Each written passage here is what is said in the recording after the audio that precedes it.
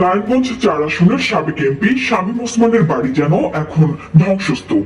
শেখ হাসিনার দেশত্যাগের পর শামীম ওসমানের বাড়িতে হামলা, ভাঙচুর ও অগ্নিসংযোগ করেন দুর্বৃত্তরা। স্থানীয়দের ধারণা তিনি দেশ ছেড়ে পালিয়েছেন। ভাঙচুর, অগ্নিসংযোগের পাশাপাশি বাথরুমের হাইকমোড থেকে শুরু করে বিদ্যুতের তার পর্যন্ত নিয়ে গেছে দুর্বৃত্তরা। বাড়ির আসবাবপত্র বলতে কিছুই নেই। আশপাশ এলাকার মানুষজন এসে ভিড় করছেন ধ্বংসস্তূপ দেখার জন্য।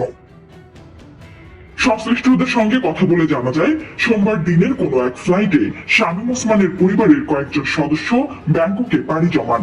সেখানে কিছুদিন অবস্থান করে তারা দুবাই চলে যেতে পারেন। এছাড়া মালয়েশিয়ায় সেকেন্ড হোম থাকায় সেখানেও যেতে পারেন।